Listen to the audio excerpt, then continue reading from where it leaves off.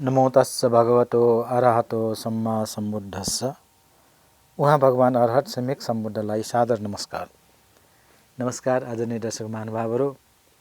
बुद्ध वचन सङ्ग्रही त्रिपिटक अन्तर्गत पहिलो पिटक सूत्र पिटकमा भएका 5वटा निकायहरूमध्ये चौथो निकाय अङ्गुत्तर निकायको सिलसिलेवार चर्चा गर्ने क्रममा आज हामी 141औं एपिसोडमा आइपुगेका छौँ। गएको एपिसोडमा हामीले यो अङ्गुत्तर निकायको 11वटा निपातहरूमध्ये दोस्रो निपात जसलाई डुक निपात भनिन्छ र त्यसलाई पनि विभिन्न पन्नासक विभिन्न वर्गमा विभाजन गरिएको अनुसार दोस्रो पन्नासक र त्यसमा भएका विभिन्न वर्गहरूमध्ये 10औं वर्ग जसलाई बालवोग्गो अथवा मूर्ख वर्ग भनेर भनिएको छ त्यसको चर्चा हामीले गरेका थियौँ र त्यसैलाई निरन्तरता दिँदै म त्यही वर्गलाई अगाडि बढाउन चाहन्छु। र त्यो बालवग्गो अथवा मूर्ख वर्गमा 20वटा सूत्रहरूमध्ये 6वटा सूत्रको गएको एपिसोडमा हामीले चर्चा गऱ्यौँ। अब बाँकी रहेका सूत्रहरू सम्बन्धमा केही कुरा लिएर म यहाँ उपस्थित भएको छु। आदरणीय दर्शक महानुभावहरू, यो बालवग्गोको 7औं सूत्रमा बुद्धले भन्नुहुन्छ, भिक्षुहरू हो यी दुईजना मूर्खहरू हुन्। को दुईजना त भन्दाखेरि जसले अधर्मलाई धर्म भनी जान्छ र जसले धर्मलाई अधर्म भनी जान्छ। आदरणीय दर्शक महानुभावहरू, यहाँ धर्म अधर्मका कुराहरू उल्लेख भएका छन्।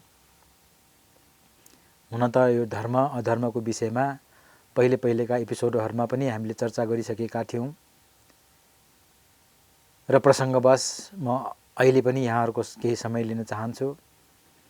यहाँ धर्म र अधर्मलाई बुझ्नु जरुरी छ र धर्म भन्नाले कुनै प्रकारका साम्प्रदायिक लेबल लगाइएका सम्प्रदाय विशेषको धर्मलाई यहाँ भन्न खोजिएको होइन।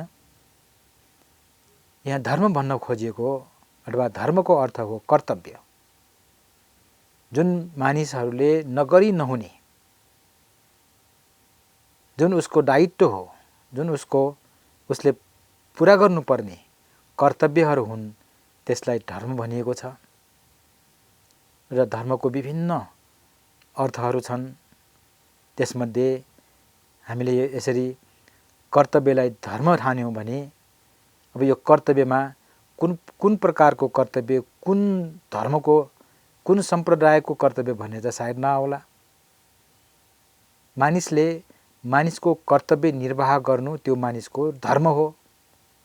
यसरी पनि यो धर्मको शब्द प्रयोग हुन्छ।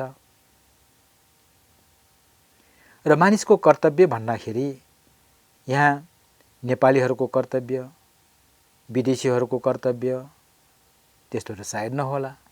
होला त्यो जातिगत, देशगत हैन, त्यो अनुसारको आफ्नो आफ्नो दायित्वहरू होलान्। तर मानिस एकजना सामाजिक प्राणीको हिसाबले उसको कर्तव्य के हो त? सायद यो कुनै पनि मानिसलाई फरक होला जस्तो लाग्दैन। एउटा उदाहरणबाट जानौँ। मानिसको पहिलो कर्तव्य के हो? ऊ एउटा सामाजिक प्राणी हो। उसले आफूले पनि शान्ति चाहन्छ, सुख चाहन्छ र आफूले सुख शान्ति चाहना गर्ने मानिसले अरूलाई पनि सुख र शान्ति दिनु उसको पहिलो कर्तव्य जस्तो लाग्छ, पहिलो दायित्व जस्तो लाग्छ। हो होइन? यहाँले सोच्नुहोला। र यसरी समाजमा बसेपछि समाजका विभिन्न दायित्वहरू वहन गर्नुपर्ने हुन्छ। केटाकेटी छौन्जेलसम्म आफ्नो अभिभावकको, आफ्नो आमा बुवाको सल्लाहलाई मानेर उहाँहरूको खटनपटनमा जीवन बिताउनु पर्ने हुन्छ र उहाँहरूको आज्ञालाई पालन गर्नु त्यो पनि उसको कर्तव्य हो, त्यो पनि उसको धर्म हो। त्यसै गरेर जुन यो उमेर बढ्दै गएपछि त्यही अनुसारको विभिन्न आवश्यकताहरू एकपछि अर्को आउँदै गर्छ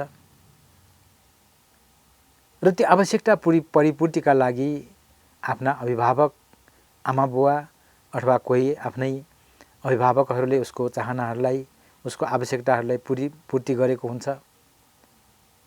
जुन कुरा तपाईँ हामीले गर्दै आइरहेका छौँ हामीलाई सम्झना अवश्य हुनुपर्छ। जसरी हामीले आफ्ना छोराछोरीप्रति आफूप्रति आश्रितहरूप्रति हामीले कर्तव्यहरू निर्वाह गरेका छौँ त्यसै गरेर ती आश्रितहरूबाट पनि हामीप्रति उनीहरूको दायित्व हामीप्रति उनीहरूको कर्तव्यहरू भएका हुन्छन्। यो समाजको एउटा प्रचलित नियम हो, प्रचलित स्वभाव हुन् र यसरी जुन कर्तव्यलाई अकर्तव्य अथवा अधर्म भनेर जानिन्छ भनेपछि त्यो आफ्नो दायित्वबाट चुकेको हुन्छ, आफ्नो दायित्वबाट पन्छिएको हुन्छ। त्यो भनेको के त त्यो कृतज्ञता होइन कि कृतघ्न भयो र कृतघ्न भएपछि समाजमा विभिन्न प्रकारका विखण्डनहरू विभिन्न प्रकारका उच्छृङ्खलहरू उत्पन्न हुन्छन्। हो होइन तपाईहरुले हामीले अनुभव गरेको हुनुपर्छ र यसरी गर्नुपर्ने कर्तव्यलाई गर्नु नपर्ने भनेर जान्नु र गर्नु नपर्ने अथवा गर्न नहुने क्रियाकलापहरूलाई गर्न हुने भनेर चाहिँ जान्नु त्यो बिल्कुल उल्टो कुराहरू। त्यसकारण उल्टो किसिमबाट बुझाइ उल्टो किसिमको बुझाइ उल्टो किसिमबाट बुझ्ने भएको कारणले उसलाई बाल अथवा मूर्ख भनेर भनियो। त्यसको ठीक विपरीत 8औं सूत्रमा बुद्ध भन्नुहुन्छ यी दुईजना पण्डित हुन्। को त जसले अधर्मलाई अधर्म भनी बुझ्दछ र जसले धर्मलाई धर्म भनी बुझ्दछ, जसले कर्तव्यलाई कर्तव्य भनेर बुझ्दछ अकर्तव्यलाई अकर्तव्य भनेर बुझ्छ भने त्यो बुद्धिमान हो। किनकि उसबाट गलत क्रियाकलाप हुँदैन, गलत क्रियाकलाप हुने त्यहाँ सम्भावना हुँदैन र गलत क्रियाकलाप नहुँदाखेरि त्यसको प्रतिफल पनि सही नै हुन्छ। तसर्थ दर्शक महानुभावहरू यसरी बुद्धले बडो राम्रोसँग यी कुराहरू सम्झाउनु भएको हामी पाउँछौँ र धर्मकै कुरा गर्दाखेरि धर्म भनेको स्वभाव धर्मलाई पनि धर्म भनिन्छ। मैले अघि पनि निवेदन गरेँ यो कुनै सम्प्रदायसँग सम्बन्धित कुराहरू भनेर बुझ्दाखेरि त्यो उल्टो बुझ्न सकिन्छ। तसर्थ स्वभाव धर्महरू प्रकृतिका स्वभावहरू जस्तो मानिसलाई आफूले इच्छा गरेको प्राप्त नहुँदाखेरि के हुन्छ भन्ने कुरा सायद दोहोर्याउनु नपर्ला। आफूले इच्छा गरेको पूर्ति नभएपछि असन्तोष हुन्छ, त्यो स्वभाव धर्म हो। अब असन्तोष हुनु पनि राम्रो भनेर भन्दाखेरि त्यो फेरि उल्टो हुन सक्छ। त्यसर्थ जुन स्वभाव धर्म हो त्यसलाई स्वभाव धर्म हो नि भनेर चाहिँ बुझ्नु र जुन त्योभन्दा फरक जसलाई अधर्म भनेर पनि भनियो त्यसलाई अधर्मलाई अधर्म नै भनेर बुझ्नु त्यो बुद्धिमान हुन्छ। यी कुराहरू यो सूत्रहरूमा पाउँछौँ भने अर्को सूत्रमा 10औं सूत्रमा बुद्धले भन्नुहुन्छ यी दुईजना मूर्ख हुन्। को भन्दाखेरि जसले अविनयलाई विनय भनेर जान्छन् र विनयलाई अविनय भनी बुझ्छ। र मैले यो विनय र अविनयलाई गएको एपिसोडमा पनि यहाँहरूसम्म चाहिँ केही निवेदन गरेको थिएँ। विनय अथवा नियम आचरण जुन बुद्धले यो विनय यो आचरण पालन गर्नुपर्छ भनेर भनिएको छ त्यो विनय भनियो भने यो कुरा गर्नुहुन्न, यो कुरा गर्दाखेरि आफूलाई पनि हानि हुन्छ अरूलाई पनि हानि हुन्छ भनेर बताइएको यो अविनय अथवा नियम होइन। अब यसमा सकारात्मक रूपमा पनि हामीले बुझ्न सक्छौं, नकारात्मक रूपमा पनि बुझ्न सक्छौं। विनय नियम, अविनय त्यो नियमै भए पनि त्यो गर्न नहुने। विनय गर्नुपर्ने नियम, अविनय गर्न नहुने नियम। नियम त नियम नै भयो तर सकारात्मक र नकारात्मक रूपमा। यसरी गर्नुहुन्छ भनेकोलाई चाहिँ गर्नु हुँदैन भनेर बुझ्नु र गर्न नहुने भनेकोलाई चाहिँ गर्नु हुने भनेर बुझ्नु बिल्कुलै उल्टो काम भयो। त्यसकारण यसरी बुझ्नेलाई पनि बाल अथवा मूर्ख भनिन्छ भनेर बुद्धले स्पष्ट भन्नुभएको पाइन्छ। अब त्यहीसँग सम्बन्धित 10औं सूत्रमा बुद्धले भन्नुहुन्छ, भिक्षुहरू हो यी दुईजना पण्डित हुन्। को त भन्दाखेरि जसले अविनयलाई अविनय भनी बुझ्छ र जसले विनयलाई विनय भनी बुझ्छ। विनय गर्नुपर्ने नियम, पालना गर्नुपर्ने नियम र अविनय गर्न नहुने नियम, यी कुराहरू गर्न हुँदैन भनेर प्रतिबन्ध लगाएका कुराहरू। अब प्रतिबन्ध लगाएका कुराहरूलाई चाहिँ गर्नु हुने भनेर बुझ्ने, गर्नुपर्ने भनेर भनेकोलाई चाहिँ गर्न नहुने प्रतिबन्धित भनेर बुझ्नु त्यो उल्टो हो भने प्रतिबन्धलाई प्रतिबन्ध नै भनेर बुझ्नु र गर्नुपर्ने जुन कर्तव्य, जुन विनय, जुन नियमशील आचरण हुन् त्यसलाई विनय भनेर नै बुझ्नु त्यो पण्डितको चाहिँ लक्षण हो। त्यसलाई पण्डित भनिन्छ र पण्डित पनि त्यो उपाधिधारी पण्डित होइन। यहाँ बुद्धिमानलाई पण्डित भन्न खोजिएको छ। यो कुरालाई पनि हामीले नबिर्सौं। र यसरी 10औं सूत्रमा बुद्धले यो भन्नुहुन्छ भने 11औं सूत्रमालाई बुद्धले के भन्नुहुन्छ त? भिक्षुहरू हो यी दुईजनाको आश्रव बढ्छ। आश्रव माने क्लेश, मानसिक फोहोर, मनका मैलहरू र मनका मैलहरू भन्नाले लोभ, द्वेष, मोह, ईर्ष्या, मान, दृष्टि, विभिन्न प्रकारका असन्तोषहरू, यो सबै यसलाई चाहिँ आश्रव भनिन्छ, मनको मैल भनिन्छ, फोहोर भनिन्छ। र बुद्धले भन्नुहुन्छ यी दुईजनाको ती आश्रवहरू बढ्छ। को त भन्दाखेरि जसले पश्चाताप हुन नपर्नेमा पश्चाताप गर्छ र जसले पश्चाताप हुनुपर्नेमा पश्चाताप गर्दैन। आदरणीय दर्शक महानुभावहरू, यहाँ पश्चातापका कुराहरू आयो। पश्चाताप किन हुन्छ, कहिले हुन्छ, त्यो कुरा त तपाईँ हामीले राम्ररी महसुस गर्नुभएको हुनुपर्छ। जुन कुरा हामीले समयमा गर्न सकिएन त्यसबाट पनि पश्चाताप हुन्छ। जुन नराम्रो कुरा हामीले गर्न पुग्यौं त्यसबाट पनि पश्चाताप हामीले महसुस गर्छौं। यो सबैजनाले महसुस गर्ने कुराहरू हुन्। तर त्यो पश्चाताप गर्नुपर्ने जुन काम कुराहरू हुन्, कुरा गराइले पनि पश्चाताप हुने अवस्था सिर्जना हुन्छ। काम गराइले पनि त्यो पश्चातापको वातावरण सिर्जना हुन्छ र कहिलेकाहीँ सोचाइ, आफूले सोचेको कुराबाट पनि पश्चातापको वातावरण बन्न सक्छ। र यसरी काय वाक चित्त, शरीर, मन र वचनबाट गरिने क्रियाकलापहरूबाट मानिसहरूलाई पश्चातापको उत्पादन हुन्छ, उत्पन्न हुन्छ। यो मानवीय स्वभाव हो, मानवीय धर्म हो। तर जुन कुरामा पश्चाताप हुनुपर्ने हो त्यसमा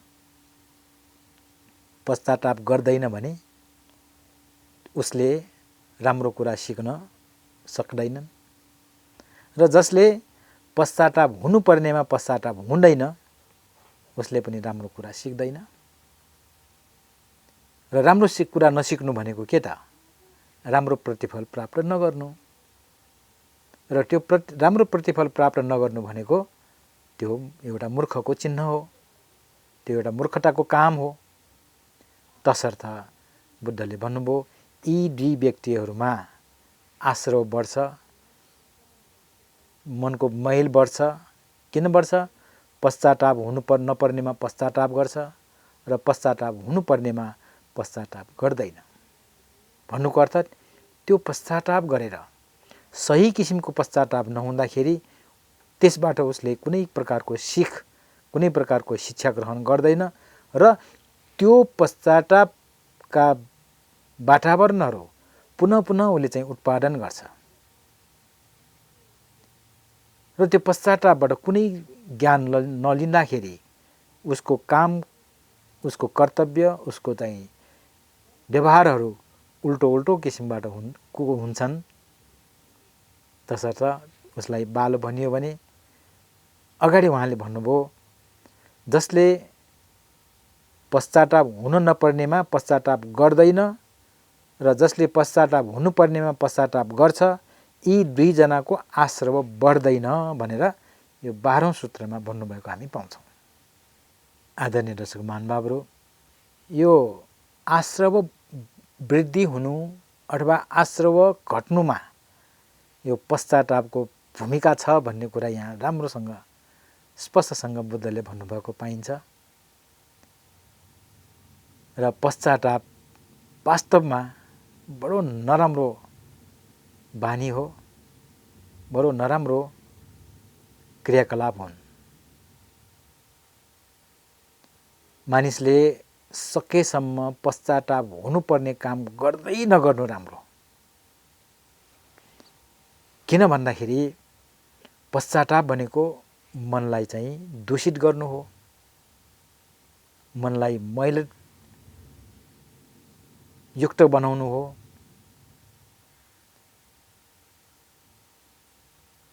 र त्यो पश्चाताप गर्ने स्वभावले गर्दाखेरि मानिसलाई केसम्म हुन्छ त मैले फलानु बेलामा फलानु काम गरेको, फलानु कुरा गरेको, फलानु समयमा मैले फलानु चित्त उत्पन्न गरेको, त्यसकारण त्यो नगर्नु पर्ने,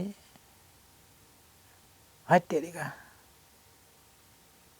बिना सिट्टीमा मैले त्यो गरेँ, त्यो भने, त्यो विचार गरेँ भनेर बार त्यो कुरालाई चाहिँ सम्झिरह्यो भने गरेको बेलामा त उसको चित्त दूषित भयो, तर त्यो दूषित भएको चित्तलाई फेरि सम्झेर फेरि पश्चाताप गरेर फेरि पनि त्यो मनलाई दूषित गर्ने चाहिँ त्यहाँ कामहरू हुन्छन्, जुन कुरा राम्रो मानिँदैन। किन मानिँदैन त भन्दाखेरि यो मनलाई फेरि बिना कारण पहिलेको गइसकेको कुरालाई लिएर फेरि दूषित गर्नु, आफैले त्यो मनलाई चाहिँ फोहोर पार्नु, त्यो कुनै पनि हालतमा राम्रो कुरा मानिँदैन, मान्न सकिँदैन। र हुँदा यही पश्चाताप लिएर यदि कसैको मृत्यु भयो भने त्यो पश्चातापले सिधा अपाय दुर्गतिमा लान्छ भनेर चाहिँ भनिएको छ। अब कसैले भन्नु होला यो तर्साउनलाई राखेको होला भनेर भन्नु होला, त्यो हो होइन तपाईले विचार गर्न सक्नुहुन्छ। एउटा सानो उदाहरणबाट हामी जानौँ। हाम्रो मन चाहिँ विगतको कुरालाई लिएर पश्चाताप गरेर मैले यो गर्नु नपर्ने, हत्तेरिका बेकारमा यो गरिएछ भनेर मन दूषित गरिराखेको बेलामा कुनै काम आयो, कुनै राम्रो क्षण आयो हैन, कुनै त्यहाँ राम्रो काम गर्ने पनि समय आएको बेलामा पनि यदि चित्त मैल छ, मैलयुक्त छ, खराब छ, फोहोर छ भने त्यो राम्रो अवसरलाई पनि सही किसिमबाट चाहिँ उपयोग गर्नबाट वञ्चित हुन सक्छ, चुक्न सक्छ। किन? मनले चाहिँ जहिले पनि त्यही नराम्रो सोचिराखेको हुन्छ। मन दूषित भइराखेको हुन्छ अनि राम्रो काम गर्नबाट पनि ऊ वञ्चित भएपछि त्यसबाट प्राप्त हुने प्रतिफलबाट पनि ऊ चुक्यो। तसर्थ बुद्धले बडो सतर्क गराउनको लागि सतर्क गराउने हिसाबले यी कुराहरू भन्नुभयो कि यो आश्रव बढ्नु र नबढ्नुमा यो पश्चातापको चाहिँ ठुलो रोल छ, ठुलो भूमिका छ। र यदि हामीले कथम कदाचित नराम्रै काम गर्यौं विगतमा र अहिले त्यो सम्झेर हाम्रो मन खिन्न भयो भने खिन्न पार्नु पर्दैन। मैले त्यो गलत गरेको हुँ, अब आइन्दा म त्यो गर्दिन, त्यस्तो स्थिति आउन दिन्न, त्यस्तो बोली म निकाल्दिन, त्यस्तो कुरा म सोच्दिन भनेर त्यसबाट शिक्षा लिएर अहिले यो मनलाई चाहिँ निर्मल पार्यो भने त आश्रव बढ्ने त त्यहाँ सम्भावना नै छैन। यसबाट पनि यसरी पनि हामीले यो मनलाई शुद्ध पार्न सक्छौं, निर्मल पार्न सक्छौं, स्वच्छ पार्न सक्छौं। र जति जति मन निर्मल हुन्छ, स्वच्छ हुन्छ, सफा हुन्छ, त्यति हामीले सुख र शान्तिको अनुभव लिन सक्छौं। हो होइन, यसलाई तपाईले निरीक्षण परीक्षण गरेर हेर्न सक्नुहुन्छ। जति बेला हाम्रो मन आनन्द हुन्छ, सुखपूर्ण हुन्छ, त्यति बेला हाम्रो मनको स्थिति पनि बडो निर्मल अवस्थाको हुन्छ। अथवा जति बेला हाम्रो मन निर्मल अवस्थाको हुन्छ, हामीले सुख र शान्तिको अनुभव गरेको हुन्छ। र त्यो पनि बिना दोषको, कुनै पनि त्यहाँ खराब चिन्तन मननको अवस्था नआएको अवस्था हुन्छ त्यहाँ। र त्यो कुरालाई सम्झिँदाखेरि जतिखेर सम्झिँदाखेरि पनि तपाईको मन जहिले पनि आनन्दित हुन्छ, रमाउँछ, खुसी हुन्छ। कति बेला त भन्दाखेरि जब त्यो मनमा आश्रव हुँदैन, जति बेला त्यो मनले पश्चातापलाई चाहिँ लिएको हुँदैन। तसर्थ जति त्यो पश्चातापको वृद्धि हुन्छ त्यति मन झन्झनै मैल हुँदै जान्छ, दूषित हुँदै जान्छ।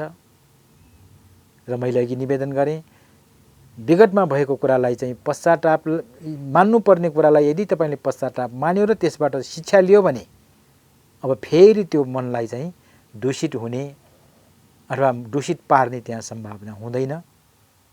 यसरी यी कुराहरूलाई बुझ्यौं भने हामीले धेरै कुराहरूको अथवा धेरै कल्याणकारी कुराहरूको हामीले चाहिँ अनुभूति गर्न सक्छौं।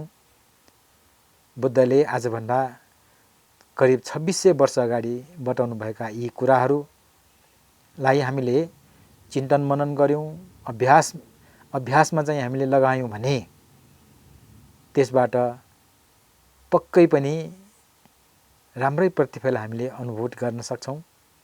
हो होइन, हामीले निरीक्षण परीक्षण गरेर हेर्न सक्छौं, अभ्यास गरेर हेर्न सक्छौं, आफूले पनि अभ्यास गरेर हेर्न सक्छौं, अरूलाई पनि अभ्यास गरेर हेर्नको लागि चाहिँ हामीले प्रोत्साहित गर्न सक्छौं।